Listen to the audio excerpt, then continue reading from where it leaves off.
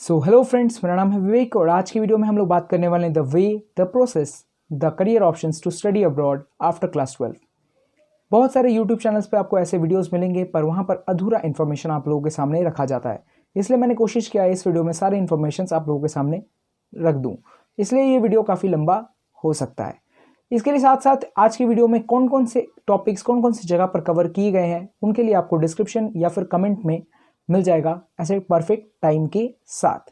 अब आप लोगों को करना क्या है, अगर आप पूरा वीडियो देखते हैं तो आप लोगों को पूरा इन्फॉर्मेशन मिलेगा। कौन कौन से टॉपिक्स को हम कवर करेंगे, चले जानते हैं। करियर ऑप्शंस क्या क्या हो सकते हैं, क्यों आपको बाहर जाकर पढ़ना चाहिए, ड्यूरेशन क्या हो सकता है हमारे कोर्स का, कौन कौन से बेस्ट यूनिवर्सिटीज़ हैं, कहाँ कहाँ ऐसे बेस्ट यूनिवर्सिटीज़ हैं, ये सारे टॉपिक्स हमने कवर किए हैं।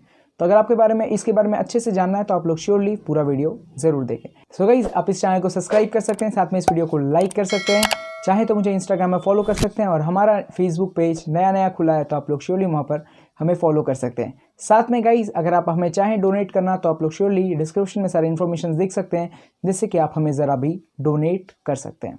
हेलो फ्रेंड्स, जब भी अगर आप नेट में सर्च करते हैं या फिर इनके बारे में जानना चाहते हैं कि आप कहाँ जाकर बाहर पढ़ सकते हैं तो आप लोगों के पास ऐसे ही कुछ कंट्रीज़ उभर के आएंगे। उनमें से एक कंट्री हो गया आप लोगों के पास यूनाइटेड किंगडम यूके, या फिर USA United States of America, या फिर आपके पास Canada, Australia, New Zealand and few other European countries. इनमें कंट्रीज़ को हम लोग टायर 1 या टायर 2 में डिवाइड कर सकते हैं। टायर 1 कंट्रीज़ में आती हैं जैसे कि जर्मनी, फ्रांस एक्सेट्रा, या फिर अगर आप जानना चाहते हैं टायर 2 कंट्रीज़ के बारे में जैसे कि पोलैंड, हंगरी, डेनमार्क, या फिर आप लोगों के पास रशिया जैसे कुछ ऑप्शंस आते हैं। तो आप इनमें से कौन सा ऑप्शन चूज़ करें या फिर आप कहाँ जाकर अपनी अंडर ग्रेजुएट डिग्री को पढ़ें। तो गाइज, आप लोगों को उनके कॉलेज के बारे में जानना ज़रूरी है। यहाँ पर कौन कौन से ऐसे कॉलेजेस हैं जो अच्छे हैं। तो इनमें से कुछ अच्छे कॉलेजेस में जैसे कि ऑक्सफोर्ड हो गया, कैलिफोर्निया हो गया, आप लोगों के पास यूनिवर्सिटीज़ में हार्वर्ड यूनिवर्सिटी, कॉर्नेल, या फिर बहुत सारे ऐसे इंस्टीट्यूशंस के बारे में आपको जानने मिलेगा। तो आप श्योरली हर एक इंस्टीट्यूशन के बारे में अच्छे से जानकारी लें, उसके बाद सोचें कि आपको उस इंस्टीट्यूशन में पढ़ना है या नहीं।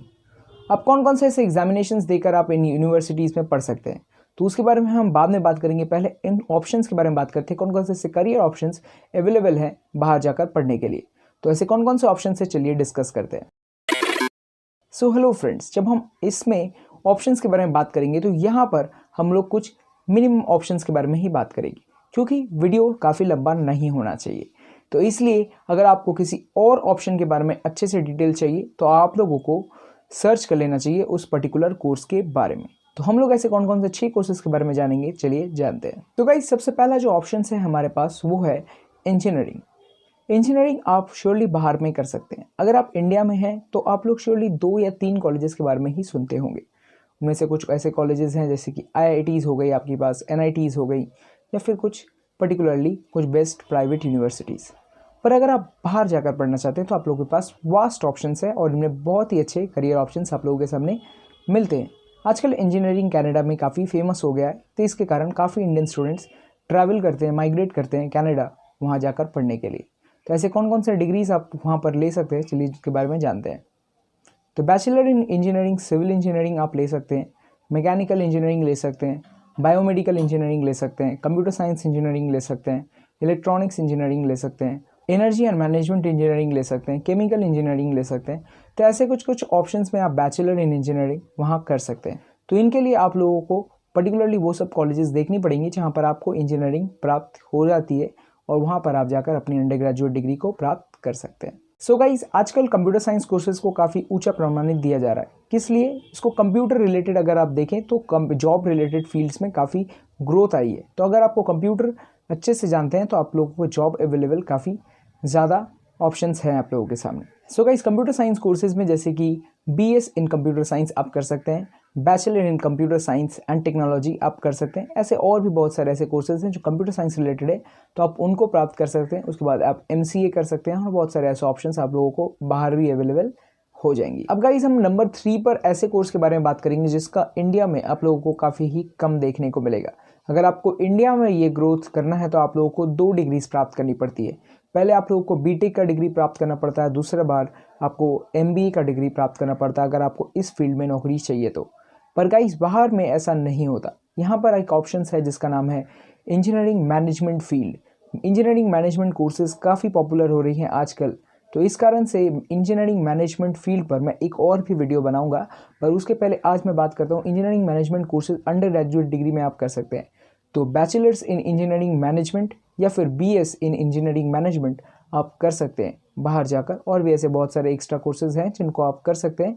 तो इनमें आप लोगों को इंजीनियरिंग मैनेजमेंट फील्ड में अच्छी जानकारी मिलेगी, और इसके लिए आजकल इंजीनियरिंग मैनेजमेंट फील्ड में काफ़ी ग्रोथ आई है। और जो इसका मंथली चार्जेस होता है, मतलब एक CTC जो एक स्टूडेंट को मिल सकता है आफ्टर कंप्लीटिंग हिज ग्रेजुएशन, तो वो काफ़ी ऊपर जा रहा है डे बाई डे। तो इसलिए इस फील्ड में काफ़ी ग्रोथ है। अब फ्रेंड्स, हम लोग नंबर 4 पर उस कोर्स के बारे में बात करेंगे जिसके बारे में बाहर ही आपको अच्छा कोर्सेज मिलेगा।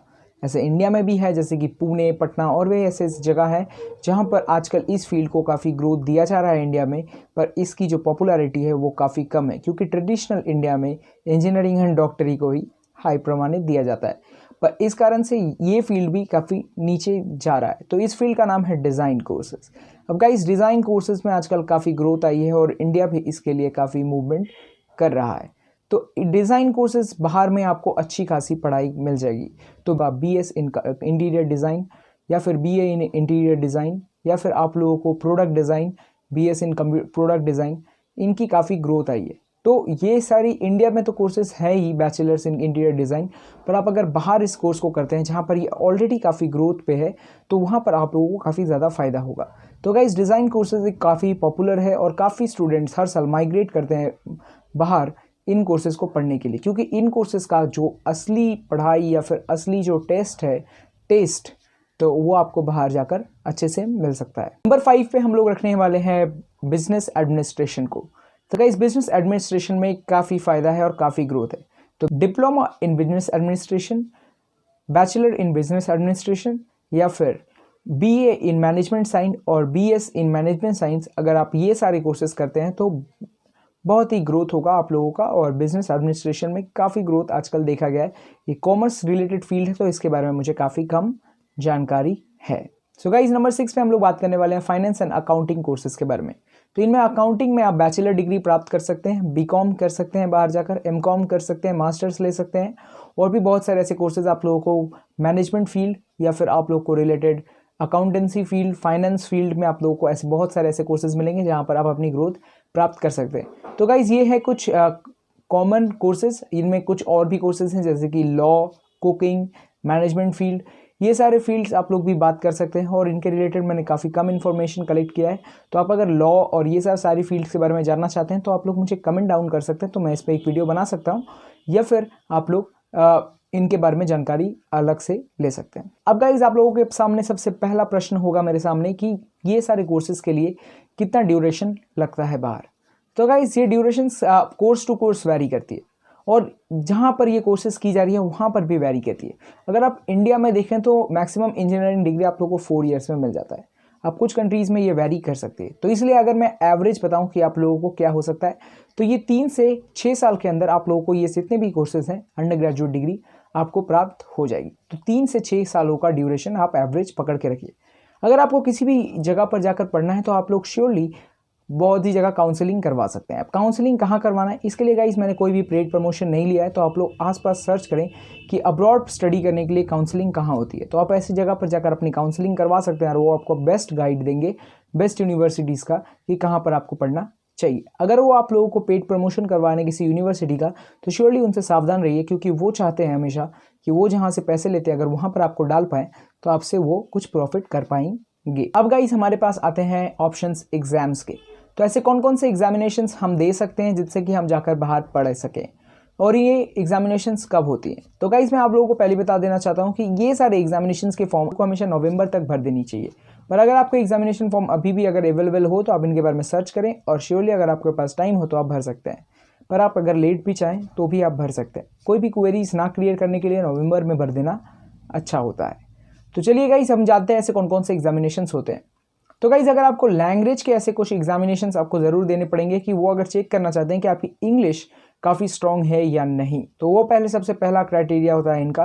तो आप लोगों को कौन कौन से ऐसे एग्जामिनेशंस लैंग्वेज टेस्ट के लिए देने पड़ेंगे, चलिए जानते हैं। सो IELTS ये कॉमन एग्जामिनेशन है जिसके लिए काफ़ी कनाडा, USA या फिर अगर आपको कहीं भी एडमिशन लेना है तो आपको ये एग्जामिनेशन क्रॉस करना बहुत ज़रूरी है। TOEFL, सो गाइस TOEFL की एग्जामिनेशंस की भी ट्रेनिंग होती है काफ़ी जगह, और ये एग्जामिनेशन भी देकर आप कनाडा, USA, UK, जर्मनी जैसे कुछ कंट्रीज़ में आपको देना पड़ेगा। अगर आप मास्टर कोर्स के लिए भी जा रहे हैं, जैसे कि अंडर ग्रेजुएट डिग्री खत्म होने के बाद भी, तो भी आपको ये एग्जामिनेशन देना मैंडेटरी है। अब गाइस एक एग्जामिनेशन है PTE। तो PTE कुछ ही कंट्रीज़ के लिए वैलिड है, तो आप PTE एग्जामिनेशन देकर भी अच्छी जगह पर प्राप्त कर सकते हैं। तो इसके लिए आप लोगों को ये सारे तीनों लैंग्वेज टेस्ट ज़रूर भरने चाहिए। तो आप एग्जामिनेशन फॉर्म की भर दीजिए, उसके बाद ये एग्जामिनेशन देने के बाद जो स्कोर आता है आपका, उसके ऊपर डिसाइड हो सकता है। अब इनकी कट ऑफ क्या होती है, ये क्या होता है, ये किसी और वीडियो का टॉपिक बन सकता है। अब गाइज आप लोगों को कुछ ऐसे कंट्रीज़ हैं जहाँ पर आपको एक कोर्सेज़ के लिए कुछ मैंडेटरी एग्जामिनेशन देनी पड़ेंगी, जैसे कि USA और कनाडा में सैट नाम की एग्जामिनेशन को काफ़ी प्रभावित दिया जाता है, या फिर उनको काफ़ी तौला जाता है। तो सैट नाम की एग्जामिनेशन आपको ज़रूर देनी चाहिए। इनमें आप लोगों का ज़रा सा इंग्लिश कैपेबिलिटी, मैथ्स कैपेबिलिटी और कुछ अलग अलग टेस्ट्स देखेंगे। पर maximum of the universities all over the India वो आप लोगों का एग्जामिनेशन देखना चाहते हैं कि आप लोगों को क्लास 12 या 10 में कितना स्कोर आया था, या फिर 9, 10, 8 में कितना स्कोर आया था। तो ये सारे रिपोर्ट्स वो देखना चाहते हैं।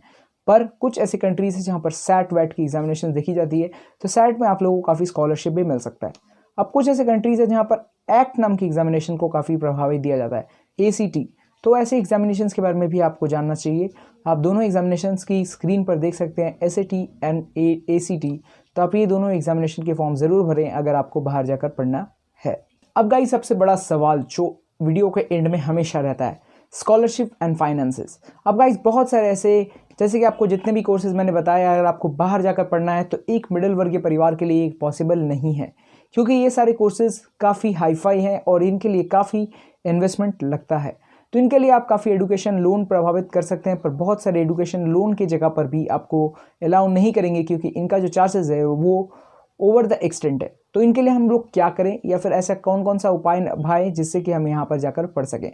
तो गाइज ऐसे बहुत सारे गवर्नमेंट एडेड यूनिवर्सिटीज़ हैं बाहर में, जहाँ पर आप लोगों को 100% स्कॉलरशिप मिल सकता है।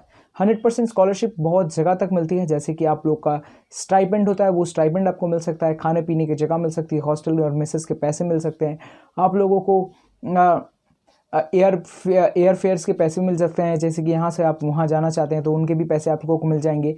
तो ये स्कॉलरशिप आप लोगों को कभी ना कभी मिल सकता है। तो ये कौन कौन से क्राइटेरियाज और कौन कौन से ऐसे तरीके हैं जिनसे कि आप ये स्कॉलरशिप ले सकते हैं, ये किसी और वीडियो का टॉपिक बन सकता है। पर गवर्नमेंट एडेड यूनिवर्सिटी और कुछ प्राइवेट एडेड यूनिवर्सिटीज़ में बाहर में, अब्रॉड में आप लोगों को ऐसे ऑप्शंस मिल सकते हैं जहाँ पर आप लोगों का सारा फ़ी माफ़ हो सकता है। तो इसके लिए काफ़ी अच्छा स्कोर आपको लाना पड़ेगा अपने क्लास 12, 10 या फिर आप लोगों के 11, 12 में, तो जिससे कि आप लोग वहाँ पर दिखा सकें। और लैंग्वेज के जो एग्जामिनेशंस मैंने आपको बताया, वहाँ पर अगर आप अच्छा स्कोर लिखाते हैं तो आप लोगों के चांसेस बनते हैं कि आप लोग स्कॉलरशिप अटेन कर पाएँ। And topic of this video, क्यों आपको बाहर जाकर पढ़ना चाहिए, क्यों आपको दूसरों से अलग जाकर अब्रॉड में अपनी अंडर ग्रेजुएट डिग्री को कंप्लीट करना चाहिए, ये सबसे बड़ा सवाल जो वीडियो के एंड में हमेशा आता है।